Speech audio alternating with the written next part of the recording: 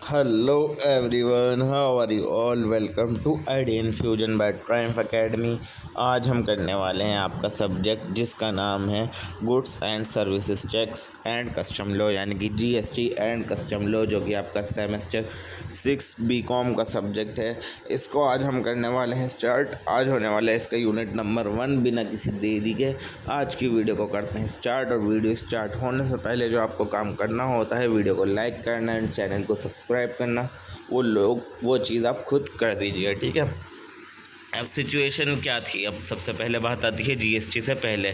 GST जो introduce हुआ था इंडिया के अंदर वो हुआ था 1 जुलाई 2017 को। उससे पहले जो इंडिया के अंदर सिस्टम था वो था इनडायरेक्ट टैक्सेस का, ठीक है।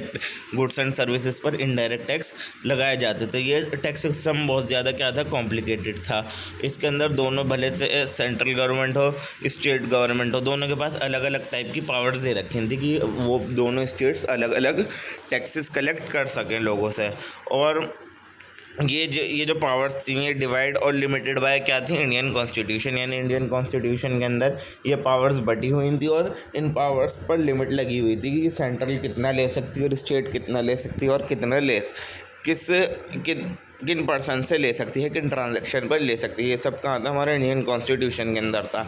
अब how was the power to tax divide, किस तरीके से ये चीज़ डिवाइडेड थी पहले के टाइम में। तो इंडियन कॉन्स्टिट्यूशन के अंदर साफ साफ बता रखा था कि कौन सी सरकार किस टाइप का टैक्स कलेक्ट कर सकती है। ये part of the constitution 7th schedule के अंदर ये चीज़ लिखी हुई थी। 7th शेड्यूल के अंदर आपके 3 लिस्ट थी। सबसे पहले थी यूनियन लिस्ट जो कि किसके लिए थी, सेंट्रल गवर्नमेंट के लिए थी। इसके ऊपर जो पार्लियामेंट है यानी कि जो सेंट्रल गवर्नमेंट है वही इसके ऊपर लॉज बना सकता है और वही वहाँ के टैक्स कलेक्ट कर सकता है, जो भी इस चीज़ के अंदर, इस लिस्ट के अंदर मेंशन थे। इसके अंदर कौन कौन से टैक्स थे, सबसे पहला आ गया एक्साइज ड्यूटी जो कि मैन्युफैक्चरिंग ऑफ गुड्स पर लगाई जाती थी। दूसरा सर्विस टैक्स जो टैक्स ऑन सर्विस था, यानी कि सर्विसेज पर जो टैक्स दिया जाता था वो भी कौन कलेक्ट करेगा, यूनियन लिस्ट। भले से वो टेलीफोन बिल हो, होटल स्टे का बिल हो, इन सब चीज़ों को कौन कलेक्ट करेगा, यूनियन लिस्ट, यूनियन यानी कि सेंट्रल गवर्नमेंट। और कस्टम ड्यूटी यानी जितना भी इम्पोर्टेड और एक्सपोर्टेड चीज़ें होती हैं उस पर भी सेंट्रल गवर्नमेंट टैक्स कलेक्ट करेगी। स्टेट लिस्ट के अंदर वो स्टेट गवर्नमेंट आती है, यानी कि स्टेट गवर्नमेंट के पास इसके अंदर राइट है कि इसके ऊपर लॉ बना सके और टैक्स कलेक्ट कर सके। इसके अंदर कौन कौन सा टैक्स आते हैं, सबसे पहले वैट आता था जिसकी फुल फॉर्म है वैल्यू एडेड टैक्स। ये जो हम सेल ऑफ गुड करते हैं अपनी ही स्टेट के अंदर, उस पर जो टैक्स लगता था उसको कहते थे हम वैल्यू एडेड टैक्स। और दूसरा जो आता था वो आता था आपका एंट्री टैक्स, यानी और उसका दूसरा नाम क्या था, ऑक्ट्रॉय। ये जब आप किसी स्टेट के अंदर एंटर करते थे तो वहाँ पर आपको उस स्टेट में एंटर होने से पहले टैक्स जो देना पड़ता था उस टैक्स को बोलते थे हम entry tax. Luxury tax luxury item पर लगता है, जो कि लगता था, जो कि आप बिग होटल्स पे जाओ या फिर एक्सपेंसिव कार्स खरीदो तो उस पर जो टैक्स लगेगा वो क्या कहलाया जाएगा, लग्जरी टैक्स। और इंटरटेनमेंट टैक्स वो होता है जो आप किसी भी इंटरटेनमेंट की चीज़ों के लिए टैक्स भरो, जैसे कि मूवी की टिकट लिया उसके लिए टैक्स भरा, कोई किसी शो में गया आपने उसके लिए टैक्स भरा, इसको क्या बोलेंगे हम, इंटरटेनमेंट टैक्स। और कॉन्करेंट लिस्ट वो थी जहाँ पर सेंटर और स्टेट दोनों लॉज बना सकते थे, ठीक है। और tax laws were not usually made under this list. Concurrent list के अंदर ज़्यादा कोई टैक्स लॉ बनाए ही नहीं गए, ज़्यादातर जो बनाए गए हैं ऊपर की दोनों लिस्ट में बनाए गए हैं, union list and state list वाले में। और की पॉइंट क्या आता है कि central government could not tax the sale of good. जब तक इंटर स्टेट सेल ना हो, यानी कि एक स्टेट से लेकर दूसरी स्टेट के अंदर सेल ना हो, तब तक सेंट्रल गवर्नमेंट उस चीज़ पर टैक्स कलेक्ट नहीं कर सकती थी और स्टेट गवर्नमेंट उन सर्विसेज पर टैक्स कलेक्ट नहीं कर सकती थी। यानी कोई सी भी सर्विस हो उसका कहाँ जाएगा टैक्स, किसके पास जाएगा, सेंट्रल गवर्नमेंट के पास जाएगा। और सब टैक्स सिस्टम के लिए अलग अलग लॉज थे, अलग अलग टैक्स रेट थे और अलग अलग कंप्लायंस रूल्स थे अलग अलग स्टेट के अंदर। यानी कि दिल्ली के अंदर कुछ और है, मुंबई के अंदर कुछ और होंगे लॉज और रेट्स अलग होंगे, ठीक है। तो ये सब चीज़ें थी। अब प्रॉब्लम क्या थी इस जीएसटी सिस्टम के साथ, सबसे पहले टैक्स कैस्केडिंग इफेक्ट हो रहा था। टैक्स कैस्केडिंग इफेक्ट किसे कहते हैं, यानी टैक्स ऑन टैक्स। यानी कि एक इंसान है जो बिज़नेस कर रहा है, वो पहले रॉ मटेरियल ख़रीद कर लाया, उसने उस पर भी टैक्स पे करा, फिर आगे उसने उसका फाइनल प्रोडक्ट बनाकर बेचा, उस पर भी टैक्स पे करा। तो अब ये क्या हुआ, उसका टैक्स पर टैक्स लगे जा रहा है। तो इस चीज़ को हम क्या बोलते थे, कैस्केडिंग इफेक्ट। जिससे क्या हो रही थी, चीज़ें बहुत ज़्यादा महंगी हो रही थी और उनको जो टैक्स उन्होंने ऑलरेडी पे कर चुके हैं उसका फुल क्रेडिट नहीं मिलता था, क्योंकि यहाँ पर उन्होंने ऑलरेडी पे करा है और यहाँ पर उनको फिर से पे करना पड़ेगा, ठीक है ना। तो इससे क्या होता था, जो प्रोडक्ट है आपका जो वो बेच रहा है उस चीज़ के प्राइस इंक्रीज़ हो जाते थे, क्योंकि आगे वाला बंदा और अलग टैक्स पे कर रहा है ख़रीदने के लिए, आप और अलग टैक्स पे कर रहा हो, तो ये टैक्स कैस्केडिंग इफेक्ट हो जाता है। और मल्टीपल टैक्सेस की अलग अलग टैक्सेस बने हुए थे, इतने सारे टैक्सेस थे कि सिस्टम बहुत ज़्यादा कंफ्यूजिंग लगता था और बिजनेसेस को ये सारी चीज़ें इतनी सारी चीज़ें फॉलो करने में बड़ी ज़्यादा दिक्कत होती थी। अब वो कहीं जा रहा है, कहीं कुछ टैक्स दे रहा है, कहीं कुछ टैक्स दे रहा है, कहीं का कुछ रूल है, कहीं का कुछ रेट है, कहीं की रिटर्न फाइलिंग सिस्टम अलग है।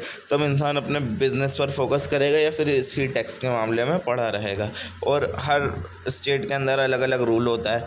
अब हर स्टेट का अपना वैट था, वैल्यू एडेड टैक्स का रेट अलग था और टैक्स रेट्स अलग थे। और कंपनी जो कि अलग अलग स्टेट के अंदर काम कर रही हैं तो उन ऐसी कंपनीज़ को बहुत ज़्यादा कन्फ्यूज़न हो जाती थी, क्योंकि वो कहीं पर कुछ और टैक्स दे रही हैं, कहीं पर कुछ और टैक्स दे रही हैं, कहीं पर कुछ और रूल अप्लाई हो रहे हैं उन पर, किसी स्टेट के अंदर, किसी दूसरे स्टेट के अंदर कुछ अलग रूल अप्लाई हो रहे हैं। और इंटर स्टेट ट्रेड इशू यानी कि CST यानी कि central tax applied when good were sold from one state to another. जब एक स्टेट से हम दूसरे स्टेट में सामान बेचते थे CST तभी लगता था, यानी कि दिल्ली से मुंबई में बेचा या फिर मुंबई से दिल्ली में बेचा तो तब कौन सा टैक्स लगता था, सेंट्रल टैक्स। तब आप तो वो दे रहा हो, ठीक है, सबसे पहले तो सेंट्रल टैक्स दे दिया। अब जब आप दिल्ली से मुंबई सामान लेकर जा रहे हो और आप मुंबई में एंटर कर रहे हो तो वो आपसे क्या मांग रहे हैं, ऑक्ट्राय मांग रहे हैं, यानी कि एंट्री टैक्स मांग रहे हैं कि आप मूवमेंट ऑफ गुड कर रहे हो एक चीज़ की वजह से, तो उसके अंदर एक तो डीले भी इतना हो रहा है और आपको इतना ज़्यादा टैक्स पे करना पड़ रहा है बार बार। तो ये थे इंटर ट्रेड इशू। अब चेंज की ज़रूरत क्या थी, अब ऐसी ज़रूरत थी कि पूरे देश के अंदर एक ही सिंगल टैक्स सिस्टम होना चाहिए और एक ऐसा सिस्टम होना चाहिए जो स्टेट की बाउंड्रीज हटा दे, यानी पूरे इंडिया को एक माने और एक ही तरह का टैक्स लगे पूरे देश के अंदर। और एक ऐसा सिस्टम जहाँ पर इनपुट टैक्स क्रेडिट मिले। ITC क्या होता है हम आपको आगे जाकर बताएंगे, ठीक है। Ease of doing business and a common market, ताकि एक कॉमन मार्केट बने और लोगों को बिजनेस करने में आसानी हो, उनको कन्फ्यूज़न पैदा ना हो, ठीक है। But to make this happen constitution had to be change, तो मगर ये सब चीज़ें करने के लिए कॉन्स्टिट्यूशन को बदलना ज़रूरी था, ठीक है।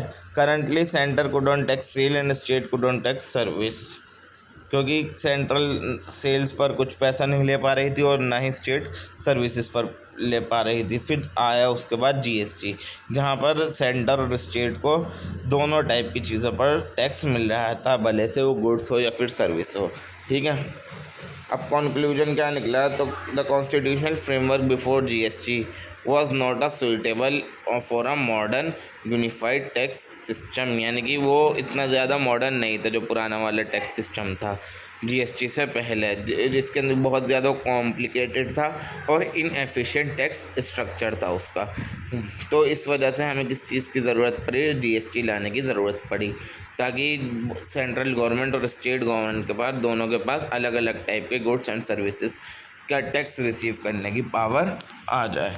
अब रैशनल क्या होता है, रैशनल का मीन है कि रीज़न क्या था GST को इंट्रोड्यूस करने के लिए, रीज़न क्या था, उसके पीछे का लॉजिक क्या था।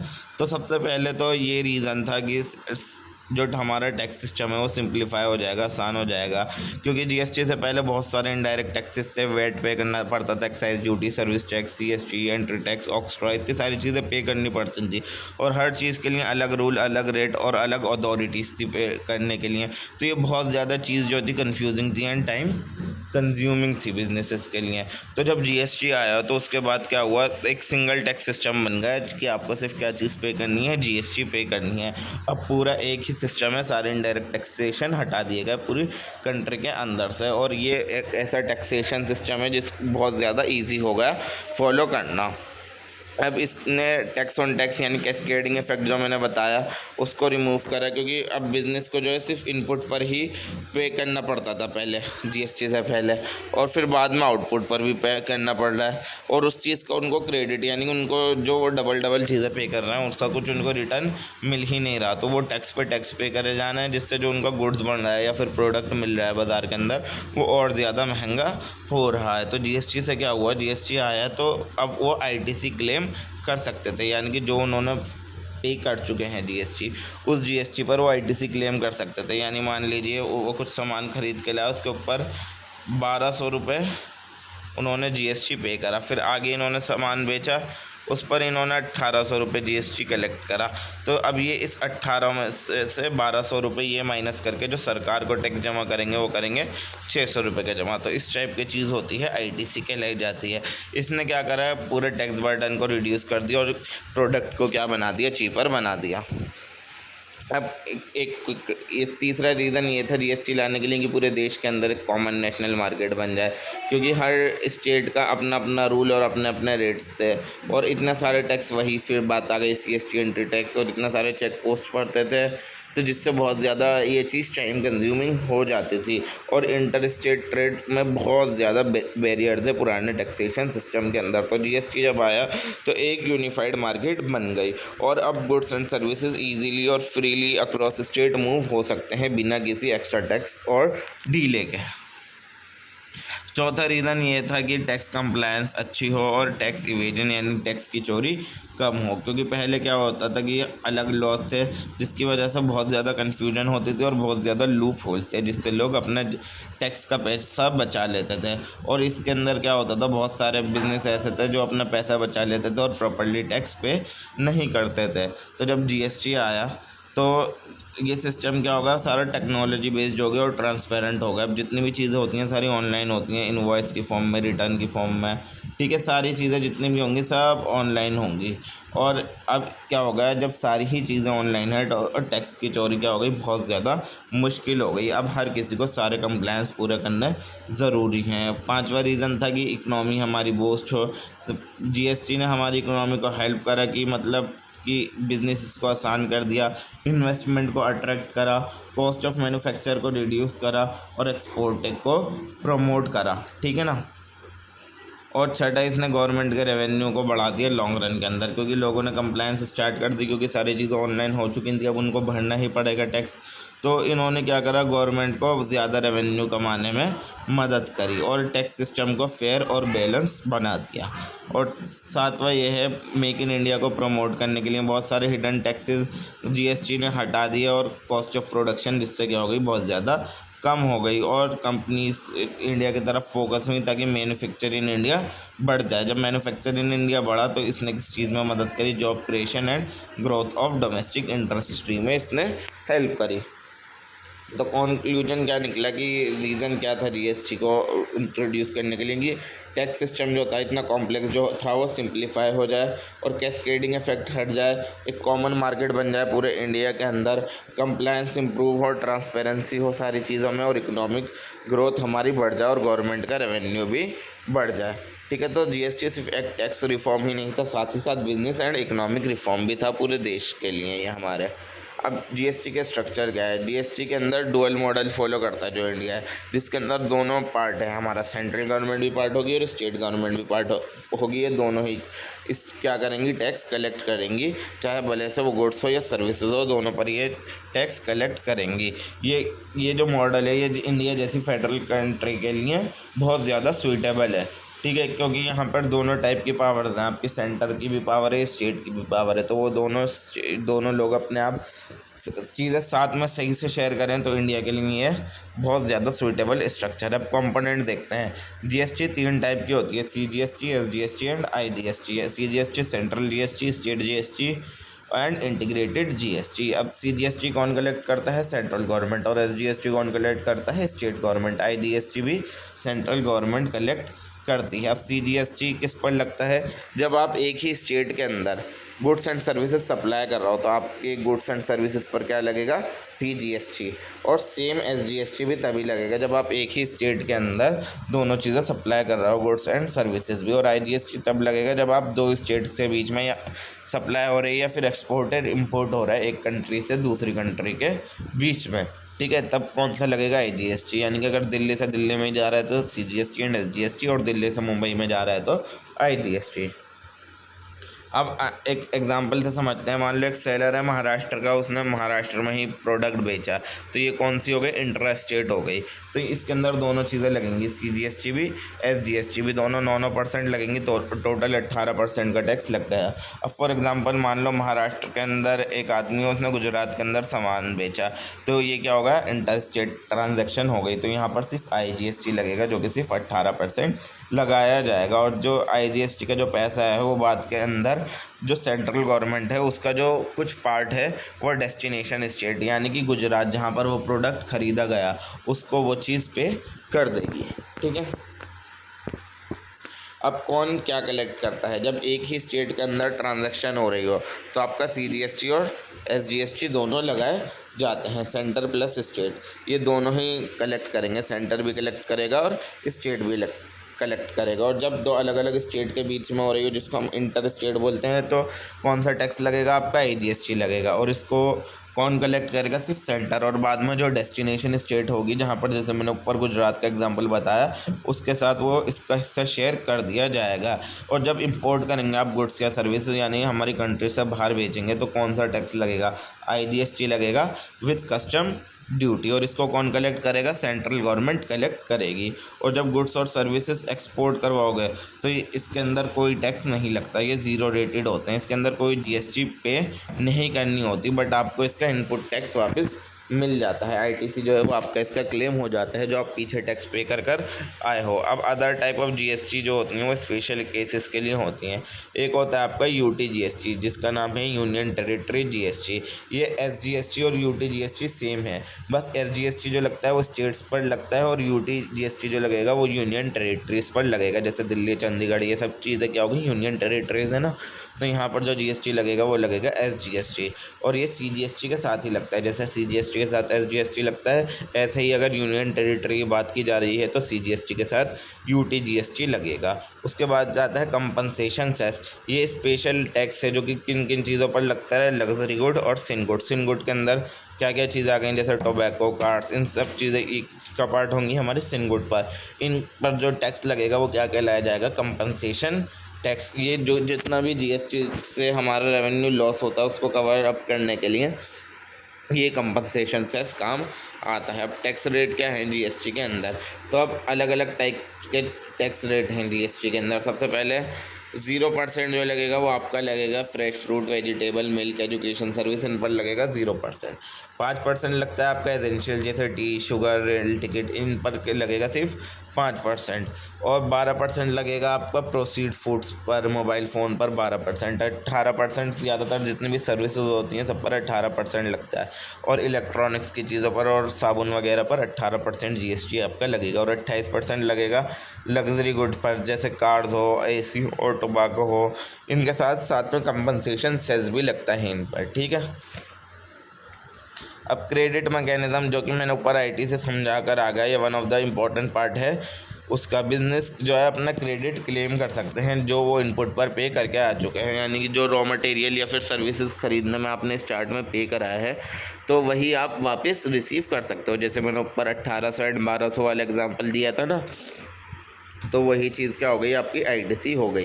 और ये इससे क्या होगा? आपका डबल टैक्सेशन बचेगा, यानी कि पहले आपने वहाँ पर भी पे करा फिर आप आगे भी पे कर रहे हो तो आपका डबल टैक्सेशन हो रहा था, कैस्केडिंग इफेक्ट हो रहा था, तो उससे बचाने के लिए ITC लाया गया था। इसके अंदर क्रेडिट अवेलेबल होता है हर टाइप के टैक्स के लिए, भले से CGST हो, SGST हो, IGST हो, जैसा भी उसका रूल है उस हिसाब से आप ITC कलेक्ट कर सकते हो। तो कंक्लूजन क्या निकला कि GST स्ट्रक्चर के अंदर क्या है? इंडिया डुअल GST है, यानी कि CGST के साथ या तो SGST लगेगा या फिर UT GST लगेगा इंटर स्टेट के अंदर। और IGST कब लगेगा? जब इंटर स्टेट ट्रांजेक्शन हो रही है या फिर इम्पोर्ट एंड एक्सपोर्ट हो रहा है गुड्स एंड सर्विस का। और ये क्यों बनाया गया था? ताकि टैक्स कलेक्ट हो पाए फेयरली, सिंपली एंड एफिशिएंटली, और ensure that tax reach the place of consumption, कि मतलब जो टैक्स है वो प्लेस ऑफ कंजम्पशन तक आसानी से पहुंच जाए। ये चीज़ कौन इंश्योर करती है? हमारा GST स्ट्रक्चर। ठीक है। अब GST काउंसिल क्या है? GST काउंसिल एक कॉन्स्टिट्यूशनल बॉडी है जो कि जितने भी GST से रिलेटेड डिसीजन होती है वो वही लेती है। It ensure corporation between centre and state to implement GST smoothly and fairly, यानी कि ये दोनों चीज़ों के बीच में, सेंटर और स्टेट के बीच के अंदर कॉपरेशन क्रिएट करती है कि दोनों को उनका GST मिल जाए आसानी से और विथ फेयर मैनर। और ये कब बनी थी? आर्टिकल 279A के अंदर बनी थी जो कि इंडियन कॉन्स्टिट्यूशन का है। इसके अंदर जब 101st अमेंडमेंट आया था 2016 के अंदर, तब GST काउंसिल बनाई गई थी। ठीक है। GST काउंसिल की ज़रूरत क्या थी? GST से पहले सेंटर और स्टेट दोनों टैक्स कलेक्ट करते थे अपने अपने, और जो था अब क्या हो गया, जीएसटी के बाद दोनों को मतलब पावर शेयर करने की ज़रूरत आ गई, ठीक है, जीएसटी आ गया तो दोनों के बीच में कॉन्फ्लिक्ट पैदा ना हो, लड़ाई झगड़ा पैदा ना हो। तो इसके अंदर जीएसटी काउंसिल का काम ये आया कि जितने भी डिसीजन होंगे टैक्स रेट से रिलेटेड, टैक्स एग्जम्पशन से रिलेटेड, टैक्स लॉ से रिलेटेड, रेवेन्यू शेयरिंग से रिलेटेड, तो ये सारे डिसीजन कौन लेगा, जीएसटी काउंसिल, ठीक है। स्ट्रक्चर क्या होगा, इसके अंदर एक चेयरपर्सन होगा। चेयरपर्सन कौन होगा, जो यूनियन फाइनेंस मिनिस्टर हैं वो हमारे कौन होंगे, चेयरपर्सन होंगे। इसके अंदर मेंबर कौन कौन होंगे, जितने भी यूनियन मिनिस्टर हैं हमारे स्टेट के, वो जो फाइनेंस और रेवेन्यू के यूनियन मिनिस्टर्स हैं वो इसके मेंबर्स होंगे। और स्टेट और यूटीज़ के मेंबर कौन कौन होंगे, जितने भी फाइनेंस मिनिस्टर हैं या फिर कोई भी नॉमिनेटेड मिनिस्टर जो कि किसी भी स्टेट या फिर जो भी यूटी है उसकी वहाँ का है। तो ये होगा हमारा structure of the GST council. तो इसके अंदर हर स्टेट एंड यूनियन टेरिटरीज के अंदर रिप्रेजेंटेटिव होंगे जो इस काउंसिल को रिप्रेजेंट करेंगे। वोटिंग सिस्टम क्या होता है जीएसटी काउंसिल के अंदर, जो भी इसके अंदर मेजॉरिटी वोट जिस चीज़ को मिलते हैं वो चीज़ मानी जाती है। वेटेज ऑफ वोट कितनी है, सेंट्रल गवर्नमेंट के जो वोट माने जाते हैं 1/3 माने जाते हैं और स्टेट गवर्नमेंट के सारे मिला के 2/3 वोट माने जाते हैं। तो अगर 75% मेजॉरिटी एग्री कर रही है किसी भी चीज़ से तो हम उस डिसीजन को पास कर देंगे, वरना नहीं करेंगे। इस तरीके से डिसीजन लिए जाते हैं जीएसटी काउंसिल के अंदर। फंक्शंस क्या होते हैं जीएसटी काउंसिल के, टैक्स रेट डिसाइड करना और किसको कितनी एग्जेम्पशन मिलेगी, किसको कितना कंसेशन मिलेगा ये डिसाइड करना, जीएसटी से रिलेटेड लॉज बनाना, रूल्स बनाना एंड फॉर्मेट बनाना, place of time and supply rules को डिसाइड करना। और जीएसटी रजिस्ट्रेशन के लिए लिमिट क्या है कि किस इंसान को जीएसटी के लिए रजिस्टर करना पड़ेगा उसकी लिमिट बताना। और जितने भी एनी और हिल स्टेट्स हैं उनके लिए अलग अलग प्रोविजंस प्रोवाइड करे जाते हैं। तो इन प्रोविजंस को प्रोवाइड करना भी किसका काम होता है, जीएसटी काउंसिल का। और पेट्रोलियम प्रोडक्ट पर बाद में जीएसटी लगाया जाएगा। तो ये भी चीज़ किसने डिसाइड करी थी, हमारी जीएसटी काउंसिल ने। और कंपनसेशन, अगर किसी भी स्टेट को रेवेन्यू का लॉस होता है तो उसको सेंट्रल कंपनसेट करेगी कंपनसेशन सेस में से। ये भी किसका ये मतलब जो उनको पे करने का जो हिसाब होता है वो भी जीएसटी काउंसिल का होता है। आई होप आपको समझ में आया होगा। अचीवमेंट क्या हुई कि इन्होंने एक यूनिफॉर्म टैक्स स्ट्रक्चर बना दिया हमारे पूरे इंडिया के अंदर और जितने भी इंटर स्टेट डिस्प्यूट थे उनको पीसफुली सुलझा दिया। और ये जीएसटी रेट को हम रेगुलरली रिवाइज करते रहते हैं ताकि कंज्यूमर्स पर बर्डन ना पड़े। और एक ई वे बिल और ई इनवॉइसिंग और कंप्लायंस को हमने क्या कर दिया, सिंप्लीफाई कर दिया। अब जीएसटी की काउंसिल की मीटिंग कब होती है, इसकी मीटिंग रेगुलरली होती रहती है हर कुछ महीनों के बाद। तो ये चेक करते हैं कि कुछ रिव्यू और कुछ अपडेट तो नहीं करना हमें इस सिस्टम के अंदर। तो ये सेंट्रल स्टेट के दोनों के कंसर्न सुनता है और उस हिसाब से वोटिंग होती है। फिर अगर 75% जो भी मेजोरिटी डिसाइड करती है वही होता है। तो जीएसटी काउंसिल क्या है, हमारे इंडिया के जीएसटी सिस्टम की बैकबोन है। ये क्या डिसाइड करती है कि कॉर्पोरेशन, कोऑर्डिनेशन और कंसिस्टेंसी हो हमारी जीएसटी के अंदर पूरे ऑल ओवर इंडिया के अंदर। ये सेंट्रल स्टेट दोनों को इक्वल रोल प्रोवाइड करती है ताकि जीएसटी का system Fairlie, transparently and flexibly work करे। अब जीएसटी नेटवर्क क्या होता है, जीएसटी नेटवर्क एक नॉन प्रॉफिट प्राइवेट कंपनी थी। प्राइवेट कंपनी पहले थी, अभी एक तरीके से पब्लिक ही हो गई है, पब्लिक नहीं गवर्नमेंट हो गई है। कि जो क्या करती है, जितना भी आईटी सिस्टम है यानी टेक्नोलॉजी का सिस्टम है जीएसटी इंडिया का रिलेटेड, उसको कंट्रोल करती है। ये जीएसटी सिस्टम की टेक्नोलॉजी बैकबोन है जीएसटीएन यानी कि जीएसटी नेटवर्क। अब जीएसटीएन की ज़रूरत क्यों पड़ी, जीएसटीएन जो है वो एक टाइप का टेक्नोलॉजी ड्राइवन टैक्स सिस्टम है जहाँ सारी चीज़ें ऑनलाइन होंगी। भले से आपको जीएसटी के लिए रजिस्टर करना हो, रिटर्न फाइल करना हो, इनवॉइस को मैच करना हो, टैक्स की पेमेंट करनी हो या फिर आईटीसी क्लेम करना हो, ये सारी चीज़ें कैसे होंगी, ऑनलाइन होंगी। तो इस इतना बड़े कॉम्प्लेक्स वर्क को सुलझाने के लिए एक आईटी सिस्टम बनाया गया जिसको हम क्या बोलते हैं, जीएसटीएन। इसकी फीचर्स, इसकी फुल फॉर्म क्या है, goods and services tax network. और नेचर क्या है इसका, नॉट फॉर प्रॉफिट यानी कि एनपीई है, नॉट प्राइवेट कंपनी, एनपीसी, ये इसका नेचर है। और हैंडल क्या चीज़ें हैंडल करती है, जीएसटी का पोर्टल और जितना भी आईटी सिस्टम है जीएसटी का वो सब चीज़ें ये हैंडल करती है। और वेबसाइट इसकी आप ये दे रखी है, यहाँ पर जाकर आप जीएसटी के लिए रजिस्टर कर सकते हैं। और फंक्शन क्या क्या है इसके ऊपर आप रजिस्ट्रेशन कर सकते हैं, रिटर्न्स रिसीव कर सकते हैं, पेमेंट्स कर सकते हैं, अपनी जो जितना भी आपके ऊपर टैक्स बन रहा है, और अपना डेटा शेयर कर सकते हैं। सिक्योरिटी इसके अंदर हाई लेवल की डेटा सिक्योरिटी और प्राइवेसी भी बहुत ज़्यादा हाई लेवल की आपको मिलेगी इसके अंदर। इसकी ओनरशिप क्या है GSTN की स्टार्ट के अंदर जो ये जॉइंटली ओन कंपनी बनी थी, मतलब इसके अंदर गवर्नमेंट का भी हिस्सा था और प्राइवेट कंपनीज़ का भी हिस्सा था। तो डाटा सेफ रहे इसलिए गवर्नमेंट ने इस चीज़ को पूरा अपने कंट्रोल के अंदर ले लिया 2018 के अंदर। अब GSTN क्या है, पूरा 100% गवर्नमेंट ओन है। 50% कौन ओन करता है, सेंट्रल गवर्नमेंट, और 50% स्टेट गवर्नमेंट ओन करती है। फंक्शन क्या है GSTN के, सबसे पहले इसने एक GST पोर्टल दे रखा है, यानी कि ऑफिशियल वेबसाइट दे रखी है जहाँ पर GST से रिलेटेड सारी सर्विसेज आपको प्रोवाइड की जाएंगी।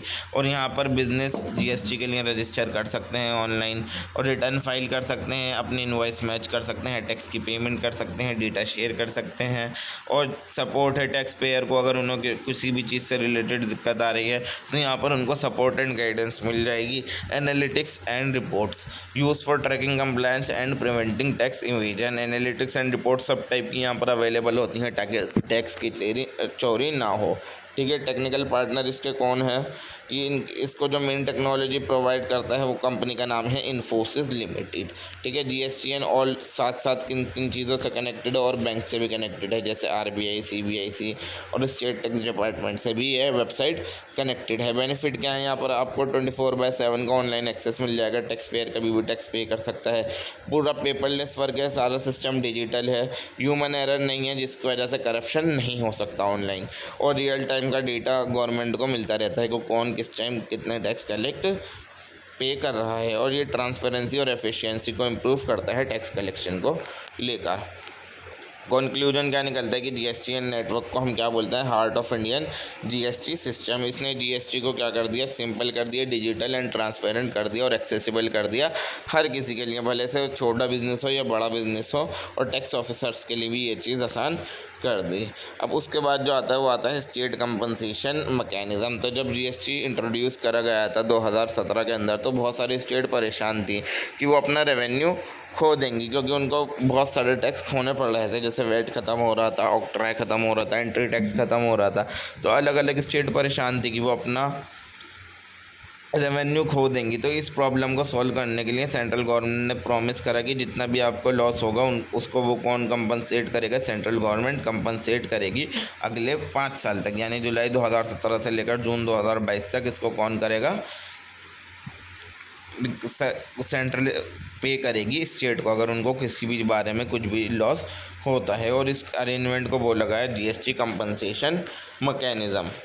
अब इसकी लीगल बैकिंग क्या थी, ये कॉन्स्टिट्यूशन के अंदर 101st अमेंडमेंट जो आया था 2016 के अंदर, उसके अंदर ये करा गया, और GST के अंदर कंपनसेशन टू स्टेट एक्ट लाया गया 2017 के अंदर। की फीचर क्या आते हैं, इसके कंपनसेशन पीरियड वो लगाया कि 5 साल का होगा, जुलाई 1 2017 से लेकर जून 30 2022 तक का, और एक्सटेंड कर सकती है गवर्नमेंट अगर कुछ ज़रूरत पड़ी, जो कि एक्सटेंड हो गया था क्योंकि कोविड आ गया था।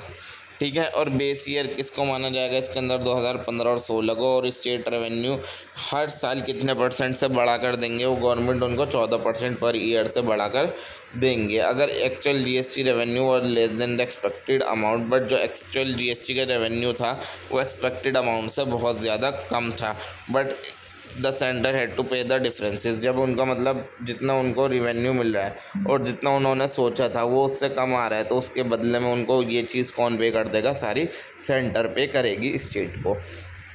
कंपनसेशन सेस क्या होता है, the compensation amount is funded through a special tax called GST compensation cess.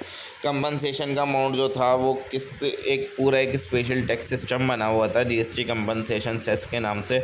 उस सिस्टम के अंदर से ये टैक्स कलेक्ट किया जाता था और उनको दिया जाता था, यानी कि मान लो जो मैंने ऊपर सिन गुड्स बताए थे, लग्जरी गुड्स बताए थे, जैसे कि टोबैको, सिगरेट, पान मसाले, एरेटेड ड्रिंक्स, लग्जरी कार्स, ये सब चीज़ें क्या हो गए, लग्जरी एंड सिन गुड्स हो गए। तो इन पर जो टैक्स रिसीव होता है, मैंने ऊपर बताया था क्या कहलाया जाता है, कंपनसेशन सेस। तो ये जो कंपनसेशन सेस जो होता है ये वही चीज़ पे करने के काम आता है, ठीक है ना। ये सेस जो है स्टेट के साथ तभी शेयर किया जाता है जब उनको ऐसा लगता है कि उनका रेवेन्यू उतना नहीं है जितना उन्होंने एक्सपेक्ट करा था, ठीक है। तो जीएसटी कंपनसेशन एक फ़ंड एक बना हुआ है जहाँ पर जितना भी ये कंपनसेशन सेस आता है वो वहाँ कलेक्ट हो जाता है, और जिस स्टेट को जितनी रिक्वायरमेंट होती है, जितना उनको कम लगता है कि हमें पैसा कम मिला है आपकी बार, उस चीज़ को ये फुलफ़िल हो जाता था। तो जो सेंट्रल गवर्नमेंट थी वो ये फ़ंड को यूज़ करती थी ताकि वो कंपनसेट कर सके स्टेट्स को। और ये इम्पोर्टेंट क्यों था, इसने एक तरीके से स्टेट्स का कॉन्फिडेंस बढ़ाया, क्योंकि वो स्टेट्स डर गए थे कि मतलब हमारा टैक्स कम हो जाएगा, और इसने ये चीज़ इंश्योर करी कि स्टेट अपना पैसा नहीं खोएगी। जो नया टैक्स सिस्टम आ जाए उसके अकॉर्डिंग इसने हेल्प करी स्मूथ ट्रांजेक्शन सिस्टम चलाने के लिए और पुराने टैक्स सिस्टम को हटाने के लिए। चैलेंज क्या क्या फेस करेगी कोविड-19 के बाद, the revenue from GST fail, की मतलब कोविड-19 हुआ जिससे जीएसटी का रेवेन्यू क्या हो गया, बहुत ज़्यादा गिर गया, बट कंपनसेशन की डिमांड क्या होती गई, बढ़ती गई। तो जितना भी सेस कलेक्ट किया जा रहा था वो सारा इनफ नहीं था कि वो स्टेट को पे करने के काम आ जाए। तो सेंटर ने क्या करा, वो अब पैसा उधार लेना शुरू करा और स्टेट को एज अ लोन देना शुरू करा 2020 और 21 के अंदर। और अब करंट स्टेटस देखें एज ऑफ 2025, तो ये जून 2022 के अंदर ये पीरियड एंड हो गया था, बट स्टिल ये जो चीज़ थी वो कंटिन्यू रही कलेक्ट होनी, और जितना भी बोरोड कंपनसेशन अमाउंट था वो रीपे करने का ये जो सिस्टम है वो चलता रहा। और बहुत सारे स्टेट हैं जिन्होंने एक्सटेंशन मांगा इस कंपनसेशन पीरियड के लिए। तो कंक्लूजन क्या निकला कि ये जो स्टेट कंपनसेशन मैकेनिज़्म था वो एक टेम्प्ररी टूल था, बट बहुत ज़्यादा इंपॉर्टेंट टूल था जिसने स्टेट रेवेन्यू को प्रोटेक्ट करा, सेंटर और स्टेट के बीच में भरोसा बिठाया और इंश्योर करा कि स्मूथ रोल आउट हो जीएसटी का पूरे इंडिया के अंदर। और ये पूरा किससे फ़ंड किया जाता था, स्पेशल कंपनसेशन सेस से फ़ंड किया जाता था, जो कि सिन गुड एंड लग्जरी गुड पर लगाया जाता था। और ये इस चीज़ ने जीएसटी के इनिशियल ईयर में बहुत हेल्प करी। अब जीएसटी रजिस्ट्रेशन क्या होता है, जीएसटी रजिस्ट्रेशन का मतलब होता है कि जीएसटी के लिए एनरोल करना, कि आप एक बिज़नेस चलाना और आपको जीएसटी पे करना है तो आप जीएसटी के लिए क्या करेंगे, जीएसटी रजिस्टर्ड करेंगे। तो जब आप एक बार रजिस्टर्ड करते हैं तो आपको एक नंबर मिलता है जिसको हम बोलते हैं जीएसटी नंबर, ठीक है, जो एक 15 डिजिट का आइडेंटिफिकेशन नंबर होता है जो गवर्नमेंट आपको देती है। इसके अंदर कि ये किस किस चीज़ का काम आता है आपको, कि आप कस्टमर से जीएसटी कलेक्ट करें, आप आईटीसी क्लेम करें, आप जीएसटी रिटर्न्स फाइल करें और आप जीएसटी लॉस के साथ कंप्लाई करें, ठीक है। अब who needs to registered under GST, अब किस किस को जीएसटी के लिए रजिस्टर्ड करना ज़रूरी है। अगर किसी भी इंसान का टर्नओवर जो है 20 लाख से ज़्यादा है, और अगर एनी है और 10 लाख से ज़्यादा है, यानी कि हिल स्टेट्स वगैरह हैं वहाँ पर अगर आपका 10 लाख से ज़्यादा है तो आपको क्या करना पड़ेगा, जीएसटी के लिए रजिस्टर्ड करना पड़ेगा। और अगर गुड, ये तो है चीज़ सर्विसेज के लिए, और गुड्स के लिए अगर आप गुड्स बेच रहे हो तो आपका 40 लाख से ऊपर का रेवेन्यू टर्नओवर होना चाहिए। और कुछ स्टेट के अंदर ये चीज़ 20 लाख के लिए बोली गई है। इंटर स्टेट सप्लाई क्या होती है कि गुड्स और सर्विसेज जब आप एक स्टेट से दूसरे स्टेट के अंदर भेज रहे हो तब भी आपको जीएसटी के लिए रजिस्टर्ड करना ज़रूरी है। आप ई कॉमर्स सेलर हो, अमेज़ॉन फ्लिपकार्ट पर सामान बेच रहे हो तब भी आपको जीएसटी के लिए रजिस्टर्ड करना ज़रूरी है। कैजुअल टैक्सेबल पर्सन हो, कोई बिज़नेस टेम्पररी कर रहे हो आप किसी दूसरे स्टेट के अंदर, तब भी आपको जीएसटी के लिए रजिस्टर्ड होना ज़रूरी है। नॉन रेजिडेंट टैक्सेबल पर्सन हो आप, यानी कि foreigners providing taxable services in India, यानी कि जो फॉरेनर आते हैं और वो टैक्सेबल सर्विसेज प्रोवाइड करते हैं इंडिया के अंदर, तो उन लोगों को भी जीएसटी के अंदर रजिस्टर्ड होना ज़रूरी है। रिवर्स चार्ज एप्लीकेबिलिटी, यानी कि आप ऐसे सर्विसेज रिसीव कर रहे हो जहाँ पर रिसिपिएंट टैक्स पे करेगा, यानी कि आप टैक्स पे करोगे और आप ऐसे सर्विसेज रिसीव कर रहे हो तब भी आपको जीएसटी के लिए रजिस्टर्ड होना नेसेसरी है। और लास्ट जो आता है वो आता है इनपुट सर्विस डिस्ट्रीब्यूटर हो, अगर आप आईटीसी वगैरह अलग अलग ब्रांचेस को डिस्ट्रीब्यूट कर रहे हो तब भी आप जीएसटी के लिए रजिस्टर्ड करोगे। वॉलंटरी रजिस्ट्रेशन क्या होता है, even turnover is below anyone can register voluntarily too, अगर किसी भी इंसान का टर्नओवर लिमिट से कम है तो कोई भी इंसान खुद ही आकर रजिस्टर कर सकता है अगर उसको आईटीसी चाहिए, और अगर वो उसको लगता है कि वो एलिजिबल है बिज़नेस स्टैंडर्ड्स के लिए या फिर अपनी बिज़नेस की इमेज को इम्प्रूव करना चाहता है तो वो खुद आकर वॉलंटरी रजिस्ट्रेशन कर सकता है। तो डॉक्यूमेंट क्या क्या रिक्वायरमेंट होंगे, पैन कार्ड चाहिए होगा, आपका आधार कार्ड चाहिए होगा, आपका प्रूफ चाहिए होगा, बिज़नेस एड्रेस यानी आपकी दुकान वगैरह या फिर जो भी है वहाँ का इलेक्ट्रिसिटी बिल या फिर रेंट एग्रीमेंट, बैंक अकाउंट की डिटेल चाहिए होंगी, फ़ोटोग्राफ चाहिए होगा आपका, और बिज़नेस का कॉन्स्टिट्यूशन का प्रूफ चाहिए होगा, यानी कि जो भी पार्टनरशिप डीड या फिर सर्टिफिकेट ऑफ इनकॉर्पोरेशन है वो चाहिए होगा। अब जीएसटी के लिए किस तरीके से रजिस्टर करें, वेबसाइट पे जाएं, वहाँ पर न्यू रजिस्ट्रेशन पे क्लिक करें, पार्ट ए को फिल करें जिसके अंदर आपको बेसिक डिटेल्स फिल करनी पड़ेंगी, फिर पार्ट बी आएगा, वहाँ पर आपको सारे डॉक्यूमेंट अपलोड करने पड़ेंगे। आप ई साइन करें, ऑनलाइन साइन करें और वहाँ पर अपनी एप्लीकेशन को सबमिट कर दें। फिर जब थोड़े टाइम बाद आपकी एप्लीकेशन वेरीफाई कर लेगा डिपार्टमेंट, और अगर वो अप्रूव हो गई तो आपको जीएसटी नंबर मिल जाएगा और साथ साथ जीएसटी रजिस्ट्रेशन सर्टिफिकेट भी आपको मिल जाएगा। जीएसटीएन यानी goods and services tax identification number क्या होता है? ये एक 15 डिजिट का नंबर होता है जिसके अंदर शुरू के 2 डिजिट जो होते हैं वो स्टेट कोड के होते हैं, नेक्स्ट के 10 डिजिट होते हैं पेन का जो आपका नंबर है वो होता है, और 13th डिजिट जो होता है वो होता है आपका एंट्री नंबर, 14th डिजिट होता है आपका ब्लैंक जो कि जेड लिखा जाता है मोस्टली, 15th डिजिट जो होता है वो आता है आपका चेक कोड होता है जो कि क्या होता है अल्फ़ा न्यूमेरिक, यानी कि आपका कुछ जीएसटी नंबर जो दिखेगा वो इस तरीके से दिखेगा। बेनिफिट क्या क्या होते हैं जीएसटी रजिस्ट्रेशन के लिए? आपको एक लीगल रिकग्निशन मिल जाती है कि आप एक सप्लायर हो और आप जीएसटी कलेक्ट कर सकते हो अपने कस्टमर से, आप आईटीसी क्लेम कर सकते हो, आप अपने बिजनेस को अलग अलग स्टेट्स के अंदर एक्सपेंड कर सकते हो, और आप एलिजिबल हो जाते हो गवर्नमेंट कॉन्ट्रैक्ट एंड लोन्स के लिए। पेनल्टी क्या है रजिस्ट्रेशन के लिए? अगर आप लायबल और रजिस्टर्ड नहीं करा तो जितना भी आपके ऊपर टैक्स ड्यू है उसका 10% पे करना पड़ेगा या फिर 10,000, यानी इन दोनों चीज़ों में से जो चीज़ ज़्यादा होगी आपको वो चीज़ पे करनी पड़ेगी। और अगर आपने जानबूझ के टैक्स की चोरी कर रहे हो तो आपको पेनल्टी 100% लगेगी, यानी जितना टैक्स था उतना ही डबल आपको अब पे करना पड़ेगा। तो कंक्लूजन क्या लगे? जीएसटी रजिस्ट्रेशन इन एसेंशियल है हर बिज़नेस के लिए ताकि वो टैक्स लॉस को फॉलो करें और पेनल्टीज़ को अवॉइड करें और आईटीसी क्लेम कर अपने बिज़नेस को ग्रो करें। और ये सिंपल और ऑनलाइन प्रोसेस है कि आप एक बार रजिस्टर्ड हो गए तो आप अपनी जितनी भी जीएसटी उसको फाइल करते रहें और अपने रिकॉर्ड को मेंटेन करे रखें। तो जीएसटी के एग्जाम्पशन क्या है? जीएसटी के एग्जाम्पशन ये है कि बहुत सारे गुड्स एंड सर्विसेज हैं बहुत सारे goods and services person GST के लिए लायबल नहीं होते, इसको क्या बोलते हैं हम? जीएसटी के एग्जाम्पशन बोलते हैं। ये क्यों होते हैं? ताकि जो कॉमन पीपल है उन पर टैक्स बर्डन ज़्यादा ना बढ़े, और ये दूसरा रीज़न ये होता है कि जितने भी एसेंशियल सेक्टर हैं like health care, education, agriculture, उनको इनकरेज किया जाए और स्मॉल बिजनेसेस की हेल्प की जाए। टाइप्स ऑफ जीएसटी एग्जाम्पशन जो दे रखी हैं, सबसे पहले कुछ गुड्स होते हैं जो एग्जाम्प्ट होते हैं जिनके ऊपर जीएसटी नहीं देना होता, जैसे कि फूड आइटम पर कोई जीएसटी नहीं है, फ्रेश फ्रूट हो, वेजिटेबल हो, मिल्क, ब्रेड, राइस फ्लोर, इन पर कोई जीएसटी नहीं है। एजुकेशन जितनी भी बुक्स हैं, नॉन कमर्शियल चिल्ड्रन की ड्राइंग बुक्स, इन पर भी कोई जीएसटी नहीं है। हेल्थ केयर के ऊपर ब्लड एंड ऑर्गन डोनर जो वगैरह होते हैं या फिर कॉन्ट्रासेप्टिव्स होते हैं, इन पर भी कोई जीएसटी नहीं है। Agriculture, raw cotton, jute, seeds, manure, इन सब की पर भी कोई जीएसटी नहीं है, एग्जेम्प्टेड है ये। और सर्विसेज कौन सी होती हैं? एजुकेशन, यानी कि जो आपको स्कूल में एजुकेशन मिल रही है, कॉलेज में एजुकेशन मिल रही है, जो कि गवर्नमेंट या फिर एक रिकॉग्नाइज्ड बोर्ड प्रोवाइड कर रहा है, उसके ऊपर कोई टैक्स नहीं है। हेल्थ केयर के अंदर, अगर हॉस्पिटल के अंदर, डॉक्टर्स के अंदर, डायग्नोस्टिक लैब्स के अंदर सर्विसेज मिल रही है, उसके ऊपर भी टैक्स नहीं है।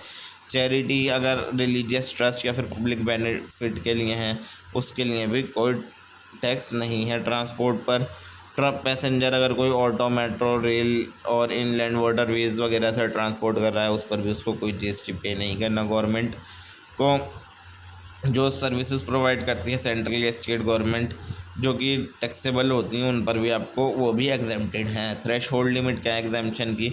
अगर बिजनेस के अंदर business are not required to register for GST if their annual turnover is below a certain limit. अगर आप गुड्स बेच रहे हो नॉर्मल स्टेट के अंदर और आपका टर्नओवर 40 लाख से कम है तो आपको रजिस्ट्रेशन की रिक्वायरमेंट नहीं है। गुड्स बेच रहे हो और 20 लाख से कम है तब भी नहीं है। सर्विसेज बेच रहे हो 20 लाख से कम है तब भी नहीं है। कंपनसेशन स्कीम, जो स्मॉल बिजनेस होते हैं जिनका टर्नओवर 1.5 करोड़ तक का होता है और 75 लाख का एनी स्टेट्स के अंदर, उनको जो है लो फिक्स रेट पर वो क्या देते हैं? टैक्स पे करते हैं, यानी कि 1% या 5% वो करेंगे। और and don't collect GST from customer, यानी कि ये कस्टमर से भी जीएसटी कलेक्ट नहीं करते। तो ये ऐसे लोग क्या कर अपना आईटीसी क्लेम नहीं कर सकते कि मतलब एक तो टैक्स रेट भी कम दे रहा है और दूसरा जीएसटी भी कलेक्ट नहीं कर रहा है अपने कस्टमर से, तो इस टाइप के लोग आईटीसी क्लेम नहीं करेंगे। और नील रेटेड और ज़ीरो रेटेड सप्लाई किसे बोलते हैं? नील रेटेड सप्लाई होता है कि जहाँ पर जीएसटी रेट ज़ीरो होता है, बट स्टिल इसको जीएसटी लॉ के अंदर ऐड किया गया है, यानी कि सॉल्ट हो गया, जगरी हो गया, इस पर जीएसटी कितना है 0% है, बट स्टिल इसको इंक्लूड किया गया है जीएसटी के अंदर। एग्जाम्प्ट सप्लाई क्या होती है? एग्जाम्प्ट सप्लाई होती है जहाँ पर आपको कोई जीएसटी नहीं देना, जैसे कि फ्रेश फ्रूट, एजुकेशन। और ज़ीरो रेटेड सप्लाई कहाँ होती है? जो कि export and supplies to special economic zones में जो लगती है, ये 0% पर टैक्सेस होती है, बट इसके ऊपर आईटीसी आप क्लेम कर सकते हो। तो ये थे तीनों में फ़र्क, nil rated supply, exempt supply and zero supply. यानी नील रेटेड का मतलब ज़ीरो, बट स्टिल जीएसटी के लॉ के अंदर, एग्जाम्प्ट सप्लाई के अंदर की मतलब कोई जीएसटी ही नहीं है, देनी ही नहीं है। और ज़ीरो रेटेड सप्लाई का मतलब है कि 0% है, बट आप उस चीज़ पर आईटीसी क्लेम कर सकते हो। और जीएसटी एग्जाम्पशन कौन इशू करता है? जीएसटी काउंसिल इशू करेगी, और सीबीआईसी की जो नोटिफिकेशन आएगी उसके बाद जीएसटी काउंसिल के अंदर एग्जाम्पशन सारी बताई जाती हैं। सीबीआईसी की फुल फॉर्म क्या है? Central board of indirect tax and custom. अब इसका एग्जाम्पशन का इम्पैक्ट क्या होता है? एडवांटेज क्या है कि जो कॉमन मैन है उस पर बर्डन कम कर देता है, और जितना जहाँ पर भी एजेंशियल सेक्टर्स हैं उनकी ग्रोथ को बढ़ाने में मदद करता है, और स्मॉल बिजनेस को हेल्प करता है कि इतने कॉम्प्लेक्स कंप्लायंस को ना माने। और डिसएडवांटेज क्या होते हैं इसके? कि सप्लायर जो हैं जितने भी एग्जाम्प्ट गुड एंड सर्विसेज के हैं वो आईटीसी क्लेम नहीं कर सकते, और ये चीज़ कॉस्ट ऑफ सप्लायर बढ़ा देती है। The input tax become a cost, क्योंकि वो आईटीसी क्लेम नहीं कर सकते तो उनके लिए क्या हो जाती है? आईटीसी एक तरीके की कॉस्ट बन जाती है। कंक्लूजन क्या निकला कि जीएसटी एग्जाम्पशन एक क्रूशियल पार्ट है जीएसटी का सिस्टम का, जो कि किस चीज़ को प्रमोट करता है? सोशल वेलफेयर को, और प्राइवेट सेक्टर को सपोर्ट करता है, और कंप्लायंस को सिंप्लीफाई करता है। ठीक है, so that is all for today guys. Video पसंद आई हो तो वीडियो को लाइक करें, चैनल को सब्सक्राइब करें। मैं मिलता हूँ आपको अगले यूनिट के साथ बस कुछ ही देर के अंदर। Thank you so much for watching my video.